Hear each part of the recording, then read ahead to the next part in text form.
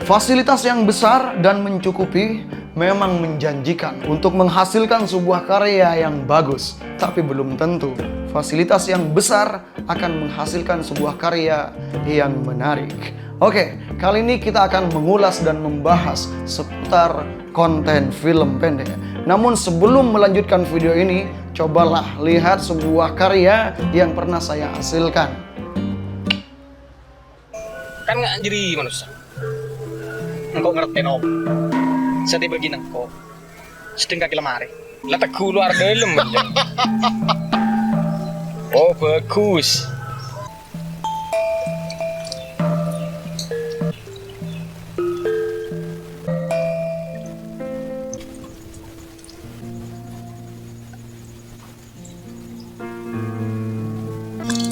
Ya, menjaga Roma ya. Kok kintara kata don. Oke, kalian sudah melihat videonya dan tidak ada karya yang sempurna. Seperti yang telah kalian lihat, pastinya kalian sudah bisa menilai seperti apa video yang pernah saya buat. Dan meskipun seperti itu, tidak ada salahnya kalau misalkan saya memberikan tips dan trik bagaimana cara untuk membuat sebuah konten film pendek. Dalam membuat sebuah konten film pendek, sebenarnya yang perlu kita perhatikan itu bukanlah peralatan. Peralatan itu hanyalah pendukung untuk membuat kualitas video kita semakin bagus. Tapi yang paling diperhatikan adalah bagaimana cara kita untuk membuat sebuah video semenarik mungkin. Bagaimana cara mengambil angle yang baik dan bagaimana cara membuat videonya ditonton oleh banyak orang. Hal yang paling sering saya lakukan ketika membuat konten film pendek itu hanya menggunakan satu kamera, yaitu mengambil dari posisi sini beberapa detik dan dari sana berapa detik, misalkan 10 detik, dari sana 10 detik, dari sana 10 detik, sehingga saya menggabungnya dan menjadi berdetik-detik. Sebenarnya ketika kita membuat konten film pendek, orang-orang itu kadang berpikir bahwa durasi yang panjang itu akan memperbagus sebuah video. Padahal durasi yang panjang itu terkadang akan membuat orang-orang merasa bosan. Banyak nih kita ketahui ketika berbicara dalam adegan film tersebut, basa-basi lah, bahas inilah, bahas itulah, tidak langsung ke intinya. Padahal semua itu hanya akan membuat orang-orang menjadi bosan.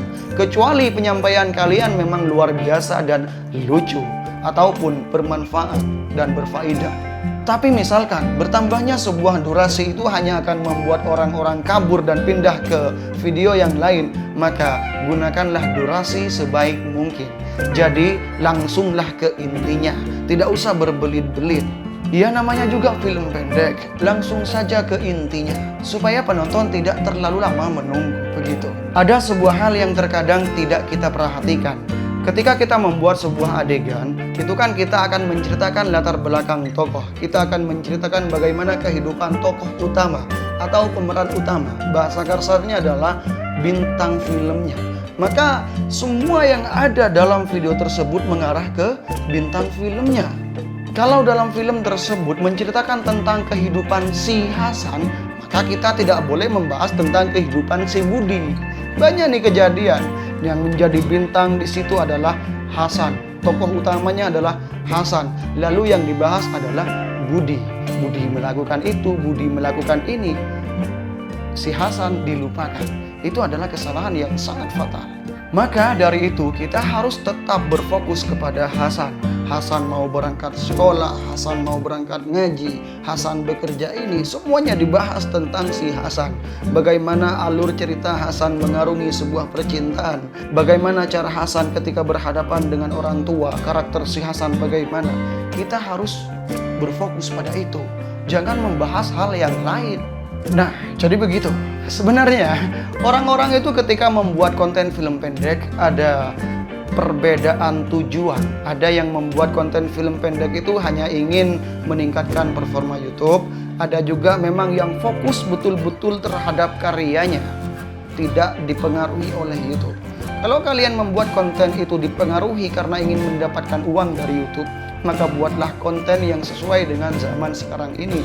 Kalau film kalian itu mengarah kepada performa YouTube dan viewers, maka kalian harus fokus dan permainkan cara berpikir kalian seperti memperhatikan judul video, thumbnail video, ya banyak judul-judul yang diangkat di zaman sekarang ini yang booming dan di kolom pencarian YouTube itu banyak. Tapi kalau misalkan kalian lebih fokus kepada karya, kalian ingin membuat video yang berfaedah, kalian ingin membuat video yang bermanfaat dan betul-betul fokus terhadap karya, maka buatlah video kalian itu lebih bermakna. Jangan dipengaruhi oleh uang ataupun YouTube.